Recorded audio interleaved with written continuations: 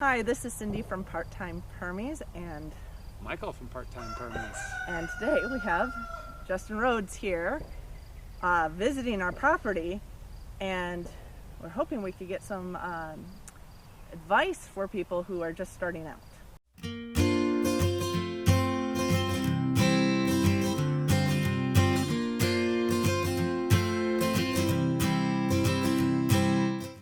So I guess the first question is, for someone who's just really starting to look around and starting to want to raise some of their own food, do you have any advice on where they should start, garden-wise, animal-wise? Do you have any idea of what they should start with? A book. A book. If I could only have one book, yeah. I was on a desert island. There you go. Or an island in the cold temperate climate. It would it would be Bill Mollison's Intro to Permaculture. Okay. And then you figure out, what am I trying to do? Do I want to grow a garden? Do I want to have chickens?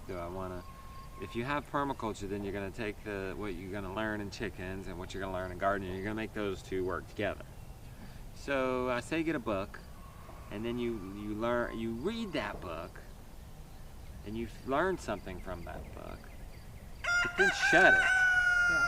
This is where a lot of people fail, because they don't shut that book.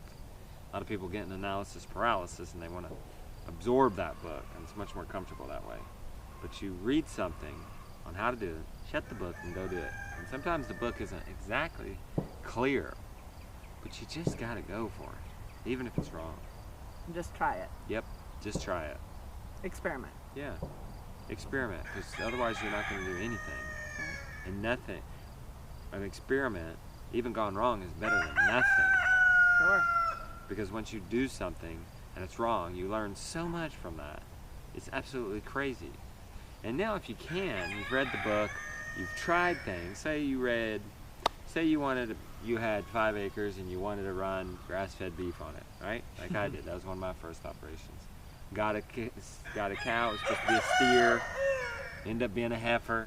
She ended up going in heat 3 weeks, every 2 or 3 weeks. I didn't know about this. I didn't know about heat. You people might not know about that, but one heifer in heat is going to go back and forth on your fence trying it to get out. She needs somebody, okay? And finally that cow got out, and we found her 6 days later, 6 miles away, okay? So, but I was taking what I learned from Joel Salatin and moving that cow every day. Obviously there were some gaps. Joel Salatin didn't ever say, get more than one cow. Okay? And he didn't say, it's okay if you get a heifer. You don't have to have a steer. You can raise a heifer and heifer beef. I didn't even know that. Yeah. Well, I remember calling my mentor who had got me into that model saying, what do I do? Is that okay? I got a heifer. Heifer, you guys might even know what that is. Heifer's a female cow that's not had a baby yet. And then it becomes a cow. So what you would do in that situation, but look what I learned. It's absolutely priceless. The cow ran away. We finally got her back. We might not have gotten her back. It would have been okay. I'd still be here talking to you today. But I got her back, and I learned so much. But if you could, you're not going to get under Joel Salatin unless you're young enough you can apply for his apprenticeship. Sure. Find the local best Joel Salatin you can, and you have this book. Maybe you write questions, and maybe you email him or somebody else in this book, and you'll have questions after reading that something. And if you can find somebody somewhat local, go for it, even if you have to drive days. Yeah. So finding your local person is the number 2. Yeah. Number 2, read the book, then find the local person. Number 2. Absolutely. Is there any other resource online that you'd like to go to? Any specific go-tos? Or Justin Rhodes YouTube channel. Honestly, other than the permaculture chickens, permaculture I'm just chickens, kidding. which is a and good source of that course, we used. which is And of actually, course, part-time permies. you learn from our experiences and what works You got and to what be careful doesn't. online. If Yeah. you look up to somebody online and they're writing, Harvey Usry is amazing for Okay. chicken resources. He's got a lot of his articles online. He's also wrote an amazing book, Small Scale Poultry Profits. Problem with online, like especially Facebook or even asking Mr. Google Pants things, you can ask Mr. Google Pants things, but you've got to know enough to decipher that, because he's going to give you 1,000 answers. Sure. And a lot of them are going to be crazy answers. So you got to be a little careful there. Yeah. So you try to, but you can go there still. Yeah. But you try to look for results. Sure. Permies.com is a good forum, Yeah. but anybody can get on there and post. That's true. I'm not saying it's not a great forum. It's a great forum. Get on there, and don't just trust any answer. Right. If they post pictures or something, like I did see somebody post about the Cornish cross meat chicken bird. Yeah. I think her name was Jay Green. Yeah. That was an amazing post. She showed lots of pictures. She showed her Cornish cross out free ranging, not just sunken down, breathing hard. Okay. So that was some results. So if I saw those results, and I wanted to raise Cornish cross, I wanted to raise my own meat chickens, I could go to somebody like Jay Green, Right. and she would probably be accessible, unlike Joel South. Yeah. Yeah. What about for someone who's, they're in the planning stages, they've done some research, they're now looking for land. Do you have any suggestions on, of course it might have to do with some of their plans and what they're doing there, but as far as things to look into property-wise, is there anything they should make sure and double check, whether it's regulation-wise or whether it's... Yeah. First thing I think of when you're hunting land, first of all, you got to think, well, do I really have to own land? I mean, if you don't really have to own land because it's going to nourish your soul, maybe you need it for your soul or to pass on to your children, then you have to own land. But if you think about it, do you really need it? Because there's plenty of land out there not being used where those owners would be happy if somebody came in and did something with it. I'm serious.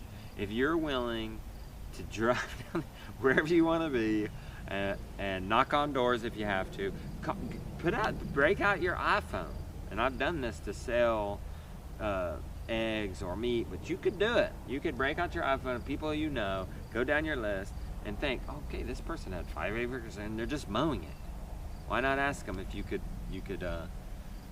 be there and grow something on there? If you're willing, you live in a bus on the place and it's mobile. So if that doesn't work out, you can just drive on out. Right? Sure. If you, like Joel Seltz says, if you want it, you gotta want it. Okay, so then if you are looking for purchased land, remember you might not need quite as much as you think you need. I grew in just 100 days on a half an acre, not necessarily as tight as I could have done it on less, 75% of my own food by the end of the 100th day. Day one, buying chicks, Cornish cross chicks, processing them at 51 days. I mean, planting lettuce seeds or whatever, it's ready in 45 days. I'm serious. And I could have eaten more, but I still liked my salt, my tea from India, right? Sugar, Olive oil. whatever, olive oil. Can't grow that around here. Yeah. So then think you might not need as much, and then you think, I mean, if you can get something that if we've thought about having land, we would look for something raw probably, that hasn't been already have a house, because many times people face their house towards the road, and that's not necessarily right. You need to face your house towards the south, so you take advantages, especially if you're in a cold climate, especially if you're in Michigan. You need to build a house with thick insulation, a greenhouse on the front of it because it's on the south. You'll know this if you read Intro to Permaculture. So water, you got to have water on it. If it's a well, get it tested. Is that good water? We've traveled a lot. We have not had as good water as we have in North Carolina. So we're doing part-time permies because we're both very busy and we're not farmers and we're not agricultural specialists. We're intuitive and we study and we learn and we're very interested. How do you make a transition, or how do you balance being part-time, growing a little bit? Obviously, we're not looking to make money doing this. We're looking to feed our interests and live a better life through balancing what we do. So how do you kind of bring that all in and then maybe grow it or shrink it and make it work? That's a great question, and most of you watching are that way. You have your Joel Salads, they're full-time or whatever. Your Dennis's from Full Circle Farm, they're full-time, but most people aren't that are watching. So first of all, you're not alone.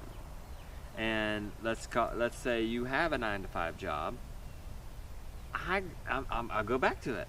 Not only did I grow 75% of my own food in 100 days, I grew it working 10 hours or less a week.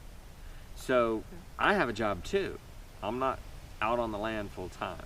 Now my job is teaching this and making movies about this and making instructional videos about this and promoting other people that sell those kinds of things, right? But what we had to do is, let's call them rhythms. So in the morning we had the rhythm of getting up early and going and doing the chores. Milking the cow, letting out the chickens, whatever it is. And you got to be disciplined and pretty strict about that. And you can if you have a job and you have to be there at 9. Yes. So you can only do so much. So you think though, so you divide that up and say, okay, I got to do my chores in the morning. That's my 1 hour rhythm, doing the chores. And that's good. You don't have to go to the gym. You get to do chores. And then you go off to work. And then you come home in the evening and you give yourself 1 hour. And then on the weekend you say, I'm going to give myself 8 hours. I mean, if you work 5 days a week and give yourself just 1 hour, that's 5 hours. Plus give yourself 5 hours on the weekend between Saturday and Sunday, not asking for much. That's 10 hours. Right. And you can do it. And so the second thing though, you can have rhythms all day long and have these divided times. You probably can do that because you have work. And it's pretty clear cut. But what then you have to do is say, what is the most important thing I can do with just that 10 hours I have? You might have to cut some things. I mean, you need to look, what is your goals? Is your goal to cut grocery bill? That was our goal. So we looked at the grocery bill. What are we spending the most money on? Oh, we're spending the most money on dairy and meat or whatever. Yeah. So what should we focus on then? If that's our goal, is to cut cost, and most of our bill is on meat, what should we grow? Protein. Meat. Yes. Should we mess around with putting mushrooms in logs? Because we're so excited about that, right? No. If our goal, nothing wrong with putting mushrooms in logs. Good stuff. If that's your goal, is to give yourself excitement and grow funky things and do that, medicinal, then you need to do that. But if your goal is to cut the grocery bill, you need to look at your grocery bill and say, what do I do? And it might not be the most exciting thing. But so then, the other thing is that permaculture taught me is, okay, I'm growing meat. I need meat.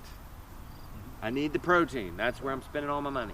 So, but what could I bring into my farm? And if I only have half acres, what could I bring in? You got to keep an open mind. Sure, chickens. But why chickens? Because they can also help with the garden. Yeah. So bring in things that are multifunctional, okay, and that are feasible. Your other goal may be to be sustainable and grow a lot of it off the land. So if you have half an acre, you don't need to get a cow, right? Because then you're going to be importing a lot of hay. If your goal is not to get as much as you can off the land, and you want your own dairy, then get a cow and bring in hay, right? Sure. It just depends. You got to find your goals. So I have another question. Part of what I do, of course, is cook. So I'm a professional cook. I'm a okay grower. I know a lot about food, and I love international food. And how do we do different things with food? So I'm a technician of food. So I need the farmer first. Yeah. Because they're the technician of amazing base product, and then I just get to finish it. Yeah. So now that we look at, I get to work a lot with sustainable food, plant-centric diets. Some of it's health and changes in how we do things. So part of going into a permaculture lifestyle is a big change in how you might eat, proportions you might eat, trying to achieve health goals. How do some of those things sort of you reflect on them or made adjustments accidentally or forcibly? Yeah. Because you were now not eating out of the grocery store as much. Oh yeah. Well, first of all, I see you guys doing something beautiful. You like to cook. You're a chef. And it seems like you like to grow, or at least that's what's happened here. Yeah. So that's something. You guys got something magical going on. She's willing or likes to grow, and you're willing or likes to cook. Yeah. So that in that case, as a couple, they found out his desires and strengths and weaknesses, and her desires and strengths and weaknesses, and how can you work together doing that? Suppose you both like to cook and nobody likes to grow. I don't see anything wrong with that. And encouraging community and saying, well, like in some cases, I could go home and I could go buy raw milk. And the person is specializing in that, and they're moving the cows every day, and they're clean. I've been there. Why do everything when I could go and support that person and keep? I'm not saying I won't get a cow because I also like the manure, but let's just say, let's just follow this, okay? Yeah. Say you didn't care about the manure. You don't have to have it. What's wrong with going and finding somebody and buying your raw milk, and then you being the permaculture chicken ninja master and trading them? Giving them chicken for raw milk or eggs. You like to cook. My mail lady likes to can. We hate that. But and she doesn't like to grow vegetables. So what if we grew 25% more? It's not that much harder. Yeah. And then gave all our produce to the mail lady to can, 100% of our produce, which is more than we need, and she gave us 75% back. And kept 25% herself. Sure. See? What's wrong with that? Yeah. Did that answer your question fully? Sounds like good commerce. Okay.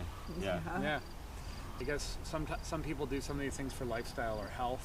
I guess Yeah. asking how you Okay. Yeah. how that interacts. Thinking about health, not just does it taste good, but how does your eating lifestyle help or focus or change? Because again, grocery store, what we look at and we're marketed and we grab is very different than when you go to a farm market, and it's very different than when you go to a garden. And a lot of people, I got this stuff.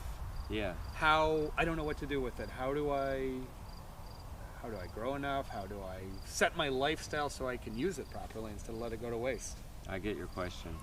I first got onto this growing kick off the bills. We were seeing the grocery bill. Actually, we were starting to eat more healthy because of our illnesses. And we were getting more paleo, so we were eating a lot of meat and fat and vegetables. And that's expensive. If you go to but we buy it organic. So if you go to the grocery store, expensive. on the outer side of the store, it's very expensive. Very expensive. But we started seeing though, if you're not buying the processed pasta or nothing wrong with pasta, right?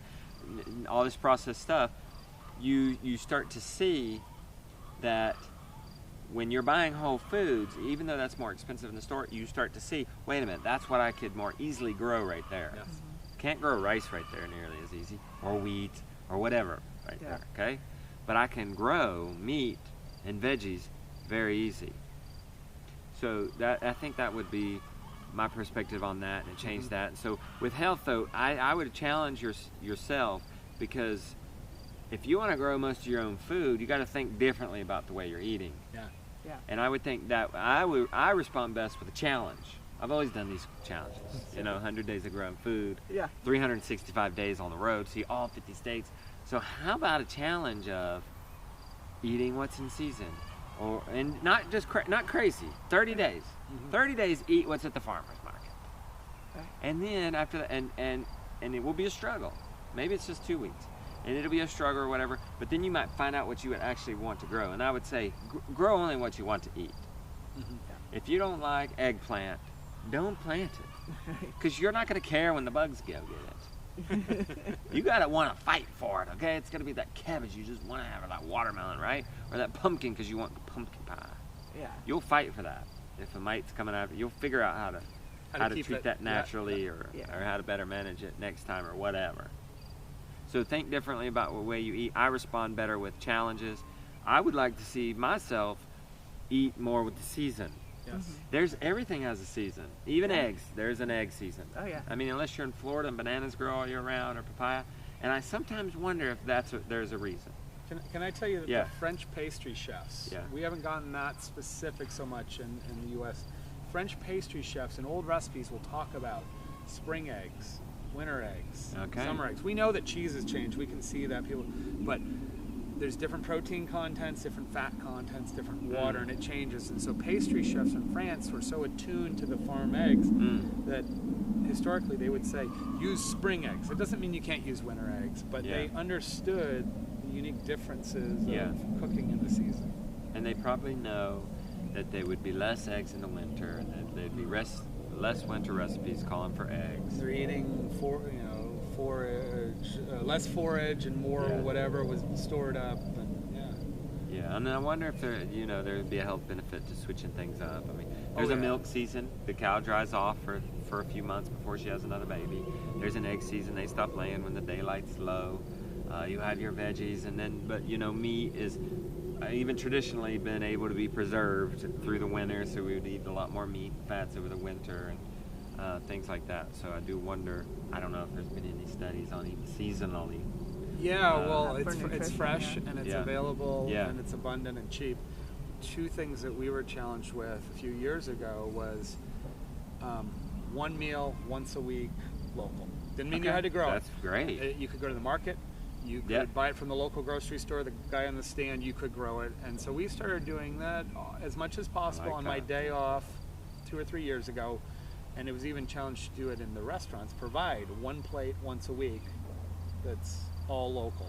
So that's where we began growing. And then the chickens, we can now do that. And my day off frequently is pretty much from our area, from our community, I and like from that. our land. Speaking of local, I don't know if there's any studies been done on this either, but I sometimes wonder, because you can grow certain things here that you can't grow in Florida. Yeah. Oh, yeah. And so I do wonder if because of those certain environments, those are the food we actually may be needing based on the environment and the situation. Is there a reason, like coconuts are growing in Florida, for example, you know, is there a reason we need that, if you lived there, that you would need that certain type of oil?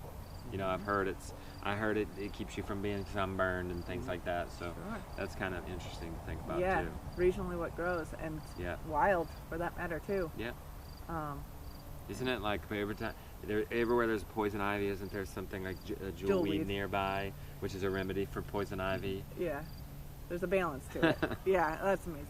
Yeah, I'm definitely fascinated by the biology standpoint of that. And that's how when we define food as cooking and chefs, you see what grows around in a culture and in a country, an area, an ecosystem, or a terroir.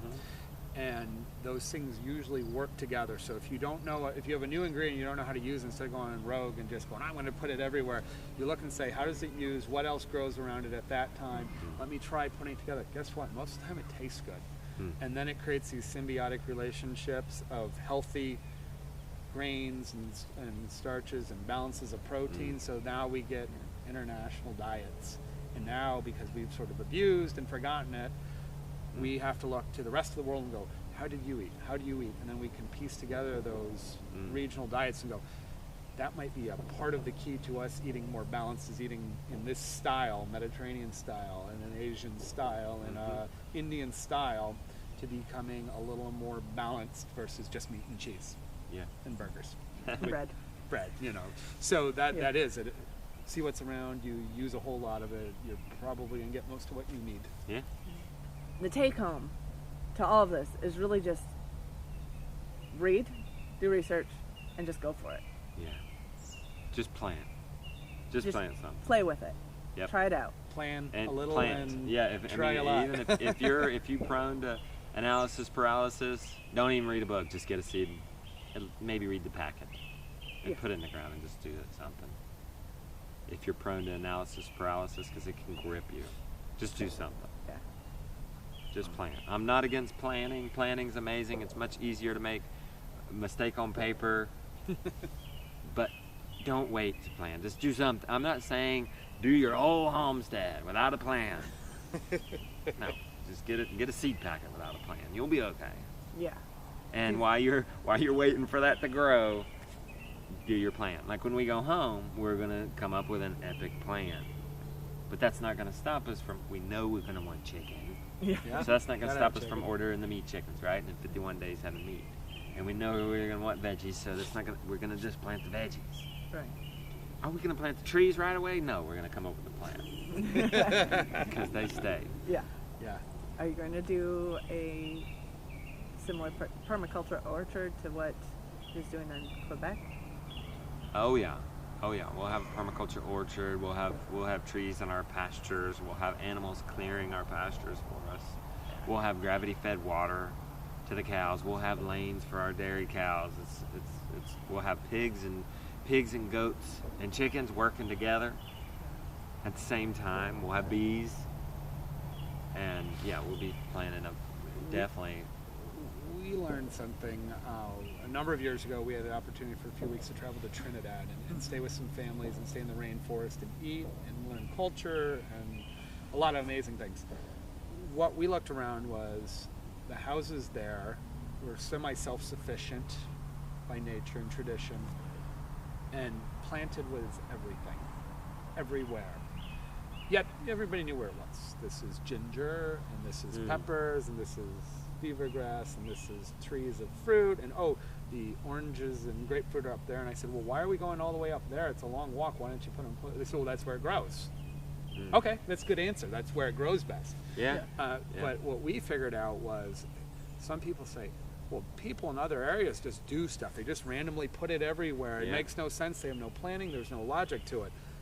And we looked around and we said, oh my gosh, there's a logic. Some of it happened. They just did it, but it worked and it all came together. There's no rows, there's no columns. It's almost like food forest. And we go, oh my gosh, why are we doing rows and columns and tilling? Because that was industrial management. And so I think we're looking at much more about how do we don't need to do that. We can have some beds, but putting stuff in a purposeful but symbiotic out there, and that's a sort of food forest. I don't know if you're what you're thinking, or changes of possible, and how you may reconcept your land over the next year, or For sure. I'll develop it so that I'll fine tune the chicken crop garden where the chickens are prepping, and not that I haven't fine tune it, but I think fine tune it in a way that it's so teachable, so that other people can do it. So it's a model. I mean, Joel Salatin has Salad Bar Beef and talks about moving them every day. It's this formula. So I will hope to have formulas to give away so that others can do it. And we put the biggest problem. One of the biggest problems I see is they put the garden here, and then they put the chickens over here. But why not put them together? And you've got to think outside the box. And do you have to have rows? Because that's for high efficiency, highly mechanical, and you don't necessarily have to have it that way. And so why not, if the chicken needs food, which the garden can provide, and the garden needs fertilizer, which the chicken can provide, and the garden needs tilling, so what does the chicken need and give, and what does the garden need and give, and then you see that they have some ways they can benefit each other. You just think, how can I make them better work together? You don't have to be a permaculture expert to figure out, I could give them, even if the chickens are over here and the garden's over here, could you bring the manure from the chickens over to the garden? Yes, you could. And could you bring the extra scraps from the garden over to the chicken? Yes. Do it. Stop watching this. What are you doing? Why are you watching this? Go. Go outside and just start. Yeah. It's really, it is. Find a place and start it. Yeah. Or keep And we actually started on our, keep doing it. And we actually started on our balcony in our apartment outside New York City. Good for you guys. 7th floor? Ninth floor. Okay, nobody's got an excuse. I had a concrete balcony overlooking above the tree line that got about a brick faced concrete. I had planters this big that I filled full-size tomatoes, cucumbers, eggplants. I had to watch they didn't burn out. I would have to dump tons of water. I always had this secret fear that even though it was a formed concrete floor, that I just put 1,000 pounds of dirt on the ledge, that one day our balcony was going to fall off into the road. But we did. We did that actually, I forget, for almost the first year, for 6 years. Nobody has any excuses. When we moved into our house, we got an amazing house with a tiny yard. I had started reading more food than you ever thought possible, grow more food than you ever thought possible, the old 70s. The biointensive. And started learning about French biointensive and through some local friends. First thing we did was we want a dog and we want a garden, and we put in a vinyl fence for a big dog, and we cordoned off 400 square feet of a very small backyard that was all we could allot with the dog and the garden, and we did French biointensive in there for the 6 years we were there. So the next thing when we had an opportunity to move here was, we need land. I want a lot of land. Well, we got a good amount, not as much as I first wanted, but we've realized we actually probably can do. We've designed 3 or 4 zones, we believe, already, and they're all early in construction.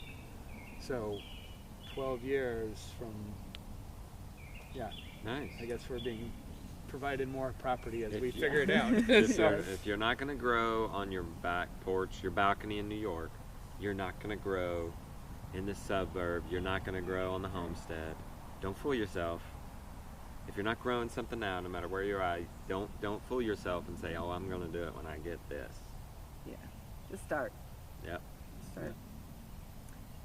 Well, we don't have kids, but for those out there who do, you incorporate your kids Mm-hmm. into the garden. And Yeah. actually, the whole biointensive thing, one thing that triggered was whatever video it was, there was something you were talking about your kids having a plot and planting things Oh yeah, I remember way that. too close I remember together. that. Kids have a more open mind Yeah. towards just doing it. Yeah. Do you have, what age would you let them start incorporating them into? Is Helping that a great out. idea to Let's let your see, kid about 6 months old. allot an area to your kids that grows over time and basically tell them you can do whatever you want to do? Absolutely. And then as they get older, you're going to expect more.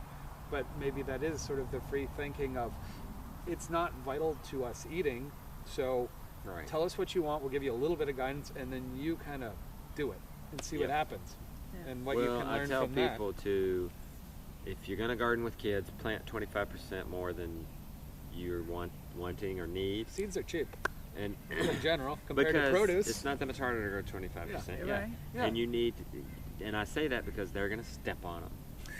They're going to make mistakes. They're going to eat them early, Yeah. right? They will. They'll destroy them. Yeah. Okay.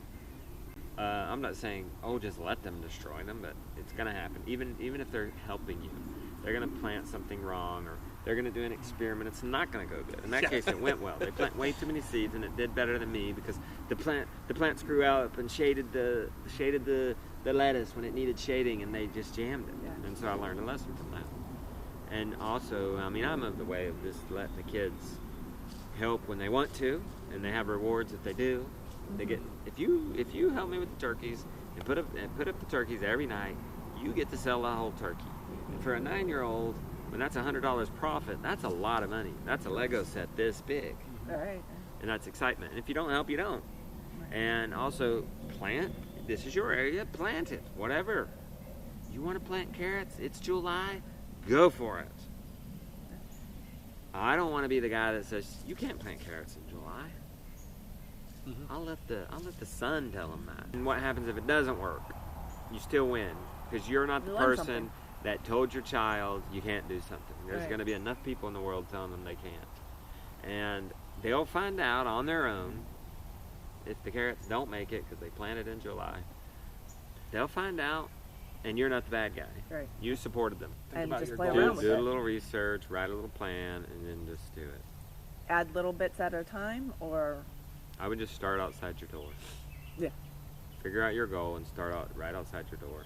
If it's planting in a pot on your porch, then start there. And then take it from there. Yeah. Awesome.